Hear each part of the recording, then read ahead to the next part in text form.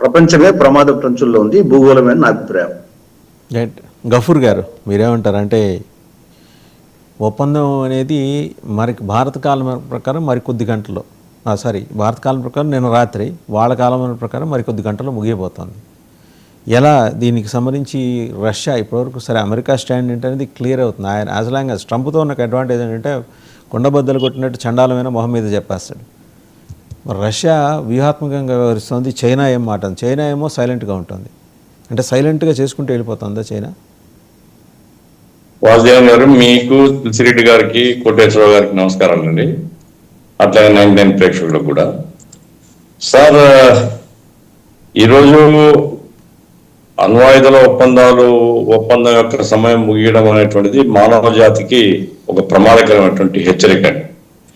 ఎందుకంటే ఈ ఒప్పందం వెనకాల ప్రపంచవ్యాప్తంగా ప్రజలు పెద్ద ఎత్తున కదిలారు. ఆ రోజుల్లో యుద్ధాల యొక్క సమస్యలు, దేశాల మధ్య ఉండేటువంటిది, మీరు అణ్వాయుధాలు తగ్గించుకోవాలని ఒక పెద్ద క్యాంపెయిన్ నడిచింది. దాని ఫలితంగా ఒప్పందం వచ్చింది, అది ముగియబోతుంది. ఇప్పుడుండేటువంటి ప్రపంచ పరిస్థితులు మరొక ఒప్పందాన్ని డిమాండ్ చేసేటట్టుగా లేవు. ఎందుకంటే ట్రంప్ అనేటువంటి వాడు మోస్ట్ ఇర్రెస్పాన్సిబుల్ ఫెలో. ఒక దేశానికి అధ్యక్షుడు కావచ్చు, ఆ దేశం కూడా పవర్ఫుల్ నేషన్. ఇప్పుడు గ్రీన్లాండ్ నాకే కావాలంటాడు, క్యూబాను ఆక్రమించుకుంటా అంటాడు, లేకపోతే చమురు ఎక్కడున్న నాకే కావాలా, వెనిజులా అధ్యక్షుడిని లేపుకొని వస్తాడు, ఇరాన్ మీద దాడి చేస్తా అంటాడు, అంటే ఇండియాకు ఇదిగో ఈ సుంకాలంటాడు.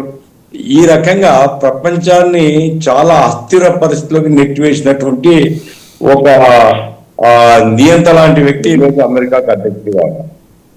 రష్యా అంటే నేను రష్యాను బలపరుస్తున్నాను కాదు, కానీ కొంత రెస్పాన్సిబుల్ ఉంది. యుక్రెయిన్ ఉద్యమంలో కూడా వాళ్ళు చెప్పింది ఏమిటి, అయ్యా మా దేశానికి ప్రమాదకరం లేని పద్ధతిలో ఉక్రెయిన్ భూభాగం అనివ్వండి, లేదా ఉక్రెయిన్ నాటోలో చేరకుండా ఉంది. నాటోలో చేరకపోతే మాకు తగాదా లేదు.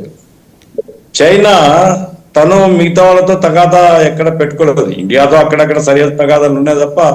అయితే ఈరోజు టెక్నాలజీలో అమెరికాను మించిపోయింది చైనా. అమెరికా సైన్యం కూడా భయపడుతుందేమంటే రష్యాతో కాదు, చైనాతో భయపడుతుంది. ఇటువంటి ఒక ఉద్రిక్త వాతావరణం ఉండేటువంటి పూర్వరంగంలో ఈ ఒప్పందం కనుక కొనసాగకపోతే కొత్త ఆయుధాలు, అమెరికా ప్రెసిడెంట్ మొన్ననే చెప్పాడండి, మొన్న అంటే ఒక నెల రోజుల కిందట, మేము ఆయుధాలు తయారు చేస్తాం మేము అని చెప్పేశాడు ఆయన. వాళ్ళు తయారు చేసినప్పుడు మిగతా వాళ్ళు కూడా ఎవరు రక్షణ వాళ్ళు కావాలి కాబట్టి వాళ్ళు చేసుకుంటారు. సార్, ఈ అణ్వాయుధాల పోటీ పెరిగితే మానవ జాతి ఇంకా దీంట్లో విజేతలు ఎవరు ఉండరండి, గెలిచిన వాడు ఎవడు ఉండడు. ఎందుకంటే భూమి నాశనం అయిపోయిన తర్వాత గెలిచినవాడు ఓడిపోయినవాడు ఏముంటుంది. కాబట్టి ప్రపంచం మేల్కొనాలి. ప్రపంచవ్యాప్తంగా శాంతి ఉద్యమం లేదా అణ్వాయుధ వ్యతిరేక క్యాంపెయిన్ పెద్ద ఎత్తున వచ్చి అన్ని దేశాల ప్రభుత్వాలను ఒత్తిడి పెరగాలి. అణ్వాయుధాలు తయారు చేసుకోవడం మాత్రం ప్రపంచానికి మంచిది. ఇప్పుడు ఇరాన్ దగ్గర మోస్ట్ పవర్ఫుల్ బ్యాలిస్టిక్ మిసైల్స్ ఉన్నాయి. వాళ్ళు అణ్వాయుధాన్ని తయారు చేసినారనుకోండి, ఏమవుతుంది? అమెరికా ప్రెసిడెంట్ ఎంత పిచ్చోడో వీళ్ళు కూడా అంతే ఉన్నారు. కాబట్టి చాలా ఉద్రిక్త పరిస్థితులు ప్రపంచంలో నెలకొని ఉన్నాయి.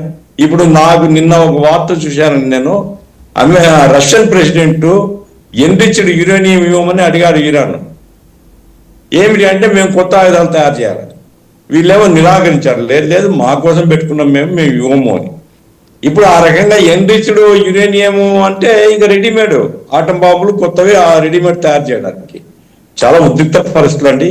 మానవ జాతికి ప్రమాదం. ఏ దేశమో ఆ దేశం ఈ దేశం కాదు, మానవ జాతి వినాశనానికి దగ్గరికి వస్తున్నాయి. కాబట్టే ప్రపంచం అంతా మేల్కొనాలి. అన్ని దేశాలు, అందరు ప్రజలు ఈ అణ్వాయుధ పోటీ నుంచి ప్రపంచాన్ని కాపాడుకోవడానికి అన్ని ప్రయత్నాలు చేయాల్సినటువంటి అవసరం ఉందని నేను భావిస్తున్నాను. కోటేశ్వరరావు గారు, రెండు అంశాలు ఇక్కడ మనం పరిగణలోకి తీసుకోవాలి.